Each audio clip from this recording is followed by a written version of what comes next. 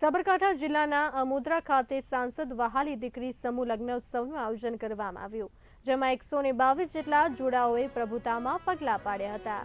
રાજ્યના મુખ્યપ્રધાન ભૂપેન્દ્ર પટેલ સહિત દીવ દમણ દાદર નગર હવેલી અને લક્ષદ્વીપના પ્રશાસક પ્રફુલ્લ પટેલ, અન્ન પુરવઠા પ્રધાન સહિત સાબરકાંઠા અરવલ્લીના ધારાસભ્યો સહિત રાજકીય અને સામાજિક આગેવાનો, સંતો, મહંતો મોટી સંખ્યામાં ઉપસ્થિત રહ્યા હતા. સાબરકાંઠા જિલ્લામાં આ વર્ષે પ્રથમ વખત સાંસદ સમૂહ લગ્નોત્સવનું આયોજન કરવામાં આવ્યું હતું, જેમાં 122 જોડાઓને કન્યાદાનની તમામ કીટ પાનેતર આપવામાં આવી હતા. આમોદરાની પાવન ધરતી ઉપર 122 દીકરીઓના સમૂહ લગ્નોત્સવનું આયોજન અમે કર્યું છે.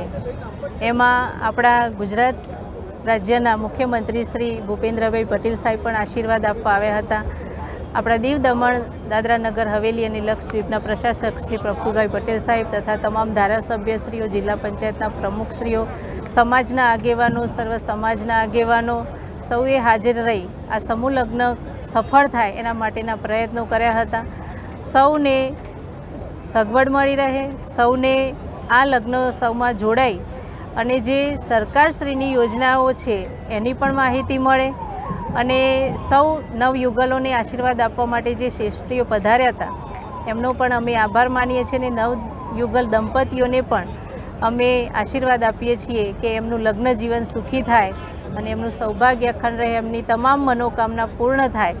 અને જે આયોજન કર્યું છે અને આયોજનમાં પણ સૌએ ખૂબ મહેનત કરી છે અને આ કાર્યક્રમને સફળ બનાવ્યો છે, ત્યારે સૌનો ખૂબ ખૂબ આભાર માનું છું અને મારી હર્ષની લાગણી અનુભવું છું કે આ પ્રસંગે સૌએ ઉપસ્થિત રહીને ખૂબ શાંતિપૂર્ણ લગ્ન ઉત્સવનો આનંદ માણ્યો છે. અને સૌ પત્રકાર મિત્રોનો પણ આભાર માનું છું કે આપે જે આ સમાજનું ઉત્તમ જે કાર્ય છે એને જન જન સુધી પહોંચાડીને લોકોમાં જાગૃતતા આવે એના માટેના પણ આપે કાર્યો કર્યા છે.